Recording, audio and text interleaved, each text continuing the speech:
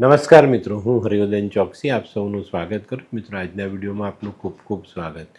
મિત્રો, આજનો વિડીયો તમારે ખાસ ખૂબ ધ્યાનથી સાંભળવાનો છે, કારણ નરેન્દ્ર મોદીની જાન ખતરામાં છે. આ બહુ મહત્ત્વની વાત છે. ઘણા બધા લોકો સમજી નથી શક્યા, એને દિમાગમાં ઉતારી નથી શક્યા, અને નરેન્દ્રભાઈ શું કહી ગયા એનો અર્થ હજુ કાઢી નથી શક્યા. નરેન્દ્રભાઈએ 15મી ઓગસ્ટે લાલ કિલ્લા પરથી ડિક્લેર કરી દીધું, ભારત ઝૂકશે નહીં, નરેન્દ્ર મોદી ઝૂકશે નહીં. ઝુકાવવાવાળો પછી ટ્રમ્પ છે, યુરોપની કન્ટ્રી છે કે રાહુલ ગાંધી છે. નરેન્દ્રભાઈ કોઈની આગળ ઝૂકવાના નથી. ને એના પછી એમને એક વાત કીધી કે આ ઝૂકવાનું નથી, ભારત ઝૂકવાનું નથી, પણ કદાચ મારે બહુ મોટી કિંમત ચૂકવવી પડે. તો એ મોટી કિંમત નરેન્દ્રભાઈને ખબર છે કે આ જે અત્યારની પ્રજા જે છે ને ટ્રમ્પે જે ત્રાગડો રહીચ્યો છે, ટેરિફ તો એક બહાનું છે, એને આપણે વિડીયોમાં સમજીએ, પણ એ ટેરિફથી એ ભારત સાથે ઝઘડો ઊભો કરીને ભારતને દબાવવા માંગે છે. સૌથી પહેલી વાત ક્યાં આવી? ટ્રમ્પે એવું કીધું કે ભારત પાકિસ્તાનના યુદ્ધમાં મેં યુદ્ધનો વિરામ કરાવ્યો. નરેન્દ્રભાઈએ ના કહી દીધી કે ના ભાઈ, એનું એમાં કોઈ ભાગ છે જ નહીં, યુદ્ધ વિરામ અલગ રીતથી થયો છે. તો આ જે ઘટના ઘટીને તારે એને ઝાટકો લાગ્યો કે ભાઈ આ શું થયું, ભારત ના કહે છે. આજ સુધી અમેરિકાને ના કહેવાની તાકાત બીજા દેશોમાં નથી, કારણ કે ધંધાકીય રીતે જોડાયેલા છે, કોઈને ને કોઈને સહાય મળતી હોય છે, કોઈને હથિયાર મળે છે. તો આ બધી વસ્તુથી અમેરિકાથી દુનિયાના દેશો દબાયેલા રહે છે, પણ આપણો દેશ ભારત હવે એનાથી દબાયેલો નથી. તો મિત્રો, નરેન્દ્ર મોદીની જાન ખતરામાં છે એવું એમને પોતાને પણ મહેસૂસ છે, અને આપણે પણ આજના વિડીયો પરથી ખ્યાલ આવી જશે કે ભાઈ જો આ વસ્તુ બની, બરાબર, ટ્રમ્પનું કીધેલું ન થાય તો આપણે આ વસ્તુ ભોગવવી પડે. કારણ કે આ માણસ ઝૂકીને નબળો નથી પડવાનો. તો એનું જ્ઞાન એ લોકોને છે ને, એ લોકો કદાચ થોડા સમયમાં આ વસ્તુને અજમાવે. મિત્રો, ભૂતકાળમાં આપણા લાલ બહાદુર શાસ્ત્રી સાથે આ વસ્તુ થઈ ચૂકી છે. લાલ બહાદુર શાસ્ત્રીએ રશિયા ગયા, અને રશિયાથી પાછા આવતા રશિયામાં જ એમની તબિયત બગડીને જે થયું ને તે વિચારવા જેવી વાત હતી. એકદમ સ્વસ્થ વડાપ્રધાન ગયા હોય ને ત્યાં એનું મોત થઈ જાય. તો આ વસ્તુ ભારતે પણ વિચારવાની છે, બરાબર, અને ભારત આ ભોગવી ચૂક્યું છે. મિત્રો, ભૂતકાળ જોઈએ તો અમેરિકાએ જેને જેને માથું ઊંચકું ને એ લોકોને ખતમ કરી દીધા, બરાબર. પેલો જનરલ ગદ્દાફી, સદ્દામ, એ લોકોનું તો નામો નિશાન અને અમેરિકાએ મિટાવી દીધું. ભારતે રશિયા સાથે સંબંધ જાળવી રાખ્યા છે, ચાઇનાની સાથે સંબંધ સુધારવાની શરૂઆત થઈ, બ્રાઝિલ જેવા દેશોએ સાથ આપ્યો, આફ્રિકાના ઘણા બધા દેશો ભારત સાથે જોડાવાની તૈયારી કરી. ડોલર તોડીને રૂપિયાનું મહત્ત્વ વધતું ચાલ્યું. આ પણ એને એક બહુ મોટો પ્રશ્ન સતાવે છે. નરેન્દ્રભાઈએ કીધું કે મારે આટલી મોટી કિંમત કદાચ ચૂકવવી પડે. પણ મિત્રો, આપણે એક વાત જાણવાની કે નરેન્દ્ર મોદી પણ એટલો નાનો માણસ નથી, એટલો નબળો માણસ નથી કે અમેરિકા કે આપણા દેશના કોઈક અસંતોષી નેતાઓ એને નુકસાન પહોંચાડી શકે. અમેરિકાનું જે શાસન છે ને એમાં ટ્રમ્પે પોતે પણ એમાં એ ભોગવું ને, એની પર હુમલો થયો, કાન પાસેથી ગોળી નીકળી ગઈ, બચી ગયા. તો અમેરિકાની જ્યારે પડતીની વાત આવે ને ત્યારે આ દેશો ગમે તે કરી શકે છે. એનું કારણ છે કે 33 થી 34 ટ્રિલિયન ડોલરની એની ઇકોનોમી છે, આપની ઇકોનોમી કેટલી છે તો 4 થી 5 લાખ ટ્રિલિયન ડોલરની, બરાબર. તો અહીંયા આગળ આપણે સમજવાનું, આપણે એને પહોંચી નથી વળવાનું, પણ એને એવું વિચાર્યું કે આટલી નાની અર્થવ્યવસ્થાવાળો દેશ મારી વાત ન માને. તો મિત્રો અહીંયા પણ આપણે એક સંકેત મળે છે કે નરેન્દ્ર મોદીની જાન ખતરામાં છે. હવે આનાથી છે ને આગળ એક એટલી મહત્વની વાત બની, પણ આપણા દેશના ઘણા બધા અનપઢ લોકોને આ જ્ઞાન જ નથી કે આ કેમ થયું. રાહુલ ગાંધીએ એવું કીધું નરેન્દ્રભાઈને કે આતંકવાદ ને આને એની સામે અમે તમારી સાથે છે. તો જે માણસના સપનામાં બી નહોતી આવતી ભારતના કલ્યાણની વાત, એ માણસ નરેન્દ્ર મોદીને સાથ આપવા માટે ઊભો રહી ગયો. કઈ રીતે બને? અહીંયા વિચારો. એને કેમ હા કીધી? રાહુલ ગાંધીએ આવી વાત કેમ કરી કે નરેન્દ્ર મોદીને સાથ આપીશ? કારણ ચાઇના નરેન્દ્ર મોદીના સપોર્ટમાં આવ્યું. ચાઇના રાહુલ ગાંધીનો બોસ છે. તો આ જે વસ્તુ બની ને એની પર આપણે કામ કરવાનું, એનીથી એક મગજને જોર આપીને વાત વિચારવાની કે આ માણસો નરેન્દ્રભાઈ મોદીની જાનના દુશ્મન બની શકે છે. રાહુલ ગાંધીના મોડે આવી કોઈક વાત નરેન્દ્ર મોદીને સપોર્ટ કરવાની વાત સાંભળીને તો આપણને નવાઈ લાગે ને. અને મિત્રો સૌથી મોટી અને મહત્ત્વની જાણકારી, 24-25 ઓગસ્ટે અમેરિકાનું એક ડેલિગેશન ઇન્ડિયા આવે છે. આ ટેરિફની વાતો પર ચર્ચા કરવા માટે આવે છે. નરેન્દ્રભાઈએ ના કીધી કે ભાઈ હું અમુક જે મારા દેશના ફાયદાના પ્રકરણો છે એ અંગે હું વાત નહીં કરું. એમને શું કીધું?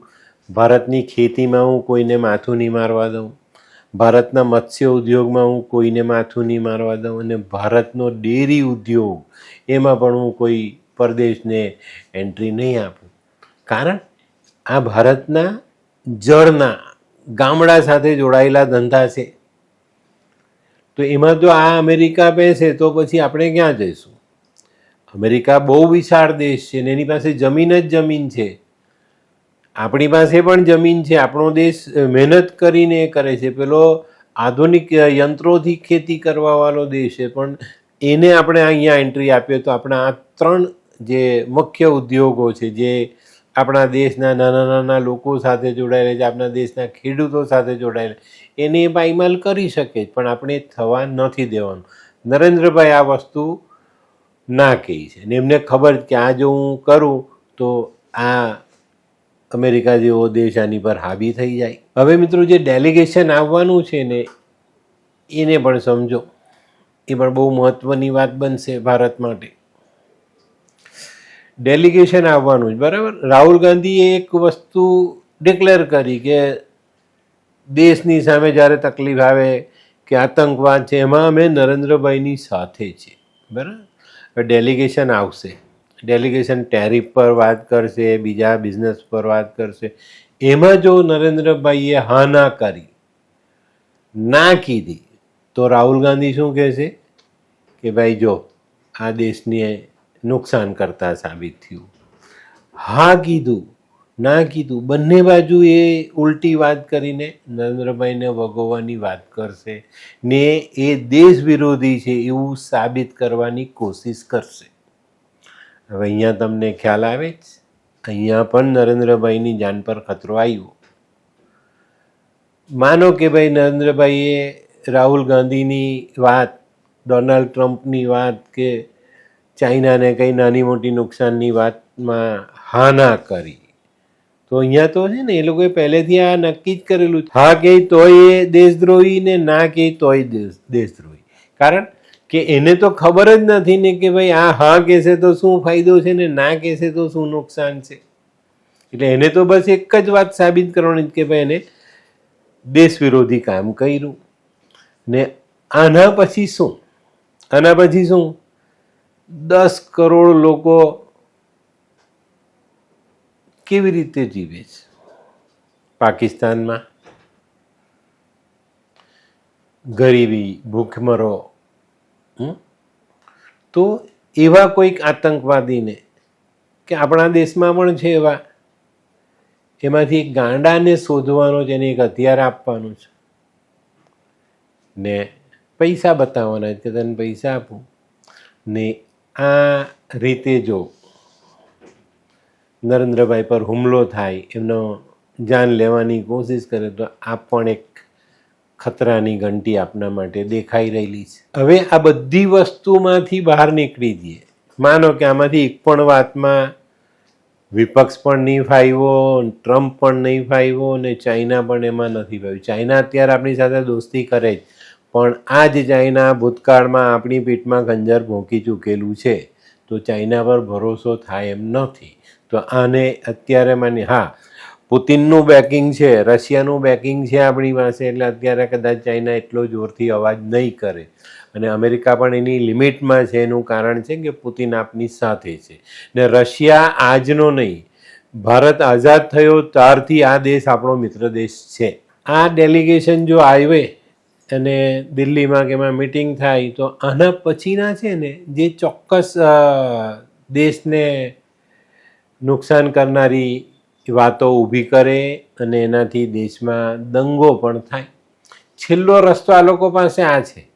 હિન્દુ મુસ્લિમનો કોઈ પણ એક એવો ઝઘડો ઊભો કરીને આ બે કોમ વચ્ચે એક એવી વેરભાવના ઊભી કરી આપે જેનાથી દેશ દોડાય. મિત્રો, આ રીતે જો આપણે વિચારીએ તો એક પછી એક જોખમકારક ઘટના આપણી સામે આવી શકે, જેની પર આપણે વિચાર કરીએ, જરાક ઊંડાઈથી વિચારીશું તો નરેન્દ્રભાઈની જાન ખતરામાં છે એ વસ્તુ આપણે જાણી શકશું. ને એમને એમના મોઢે જ કીધું છે ને કે મારે બહુ મોટું નુકસાન ભોગવવું પડે. ચોક્કસ શક્ય છે કે આ વસ્તુ બની શકે છે. હવે આ બધી વાતો કેમ થઈ? ટેરિફ બેરિફ તો ઠીકઠાક બહાના છે, આટલા વર્ષોથી બધું ચાલી જ આવ્યું છે.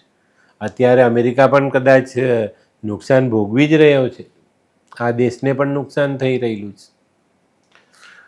ગઈકાલે મેં યુટ્યુબ પર ઘણા બધા વિડીયો જોયા. ત્યાંના સારા સારા પત્રકાર, સારા સારા હોદ્દેદાર, એક કોઈ લેડી છે તે તો એમના જ પક્ષની છે, તેને પણ કીધું કે ભાઈ આ વ્યક્તિ ખોટા નિર્ણય લઈ રહ્યા છે ને એનાથી અમેરિકાને નુકસાન થઈ રહ્યું છે. પણ એ સમજવા તૈયાર નથી ને. જીદ એ કેમ કરે છે જીદ, એનું કારણ પણ જાણી લો આ વિડીયોમાં. મિત્રો, અમેરિકા એક મોટો દેશ છે, મોટી અર્થવ્યવસ્થા વાળો દેશ છે. આપણે છે હજુ એક ઉભરતી અર્થવ્યવસ્થામાં આપણે સામેલ છીએ. પણ ભારતે ડૈરા વગર કીધું કે મારો દેશ, અમારો દેશ પોતાના નિર્ણય જાતે લેશે, તારી સલાહની અમને જરૂર નથી. અહીંયા એનો પારો હટી ગયો. અત્યાર સુધી અમેરિકા અને રશિયાએ કર્યું જ શું? નાના નાના દેશોને લડાવ્યા, એ લોકોને હથિયાર આપ્યા, યુદ્ધ કરાવ્યું, યુદ્ધ રોકાયું ને નાના દેશોને દેવાદાર બનાવ્યા. હવે આજે ભારત એ પરિસ્થિતિમાં છે કે ભાઈ મને તારું હથિયાર નથી જોઈતું, AK-47 નથી જોઈતી, ટેન્ક નથી જોઈતી, તોપ નથી જોઈતી, હેલિકોપ્ટર નથી જોઈતું, મારો દેશ બનાવે છે. મિસાઇલ નથી જોઈતા, અમારો દેશ બનાવે છે મિસાઇલ આપણે વેચીએ છીએ અત્યારે. તો આ જે ઘટનાઓ છે ને તે ડોનાલ્ડ ટ્રમ્પને ડંખી રહેલી છે. હવે ભારત પોતાની રીતે ઉભરી રહ્યો છે, એક મજબૂત અર્થવ્યવસ્થા તરફ આગળ વધી રહ્યો છે. શક્ય છે કે જો બહુ કોઈ લાંબા બનાવો ન બને, કોઈ લાંબા યુદ્ધ ન થાય, તો થોડા જ સમયમાં ભારત દુનિયાની 3જા નંબરની અર્થવ્યવસ્થા બની જાય. અત્યારે 4થા નંબર પર તો આપણે આવી જ ગયા છે. અને એટલે જ મિત્રો, અમેરિકા જેવા દેશે મોદીને હટાવવાના જે કંઈ પણ કારસ્તાન કરવા માંડ્યા છે એની પર ધ્યાન રાખો. આપણે આપણા દેશને ઉપર લઈ જવાનો છે, મજબૂત દિશામાં લઈ જવાનો છે. અને 3જા નંબર પર તો આપણે થોડા સમયમાં કદાચ પહોંચી શકીશું, પણ બીજાને એનાથી આગળ બી જવું આપણે જરૂરી છે. અને એ લોકોને દેખાઈ રહ્યું છે કે આ વ્યક્તિ જ્યાં સુધી ભારતમાં રાજ કરે છે ત્યાં સુધી ભારતનું ભવિષ્ય ખૂબ જ સરસ રીતે આગળ વધે છે અને અર્થવ્યવસ્થા મજબૂત બનતી જાય છે. અને મિત્રો, આ જે છે અત્યારે આપણા નરેન્દ્રભાઈની જાન ખતરામાં છે, એ વસ્તુને બધાએ મગજમાં રાખવાની છે. અને આપણે જરાક પણ ડગવાનું નથી, આપણે એની સાથે ઊભા રહેવાનું છે. અમેરિકાના એપલ ફોન સિવાય આપણે વાત કરી શકીશું. એપલે તો કીધું કે ભાઈ મારા લગભગ બધા મોબાઈલ ભારતમાં જ બનશે. એને અમેરિકાને ના કીધું. અમેરિકાની ઘણી બધી કંપનીઓ છે અત્યારે ટ્રમ્પની વિરોધમાં આવતી જાય છે. અને રાહુલ ગાંધી એક પછી એક જે જુઠ્ઠાણા ચલવે છે એને કદાચ અઘરા પડી શકે. અત્યારે એક જ વસ્તુ છે કે જે કાર્યવાહી ગવર્મેન્ટ તરફથી થઈ રહેલી છે, કેન્દ્ર સરકાર તરફથી, એમાં એ લોકોને તકલીફ પડવા માંડી છે ને એને કારણે જ આવા જુઠ્ઠાણાઓ ફેલાવાય છે અને એનાથી દેશને ભ્રમિત કરાય છે. અને મિત્રો, આપણા જે નેતા છે, આપણું જે વર્ચસ્વ છે તે જાળવી રાખવા માટે નરેન્દ્રભાઈની જરૂરિયાત છે. તો એની જાનને કંઈ થાય તો એ આપણા માટે બિલકુલ પણ સાંખી લેવાય એવી ઘટના નથી. તો ભગવાન કરે એમને લાંબુ આયુષ્ય મળે, કોઈ પણ દુઃખદ ઘટના ન ઘટે અને એ જીવનમાં આગળ વધે, આપણા દેશને આગળ વધારે અને આપણી ઇકોનોમીને એક ટોચ પર લઈ જાય. તો મિત્રો, અત્યારે છે ને આ જ વાતથી લોકોને ડર લાગે છે કે ભારત કઈ દિશામાં જઈ રહ્યો છે. હવે આટલી જલ્દીથી ઊંચાઈ પ્રાપ્ત કરશે તો બાકીના દેશોનું શું થશે? અને મિત્રો, આ પશ્ચિમના દેશોની એક ખાસિયત છે કે એ લોકોને હંમેશા દુનિયાના લોકોને, દેશને દબાવીને રાખવા છે. એ લોકોએ રાજ કરવું છે. જે રીતના આપણા પર બી એ બ્રિટિશરો રાજ કરી ગયા ને બધાને પાછા ગાંધીજીએ ને તે વખતના નેતા સરદાર પટેલને એ લોકોએ ભગાવ્યા, એ રીતે હવે આ બધું પાછું અહીંયા આગળ રંધાઈ રહેલું છે. પણ એ રંધાવા પર આપણે પાણી રેડી ને ચૂલા બંધ કરવાના છે. તો મિત્રો, આને ચોક્કસ સમજજો અને જાણજો. આ વિડીયો લાઈક શેર જરૂર કરજો જેથી કરીને ઘણા બધા લોકો સુધી આ જાણકારી પહોંચે. તો મિત્રો, હું હરિવર્ધન ચોકસી આપ સૌની રજા લઉં. ફરી મળીએ નવા વિડીયોમાં નવી જાણકારી સાથે. તો ચાલો બદલીએ જિંદગી. નમસ્તે.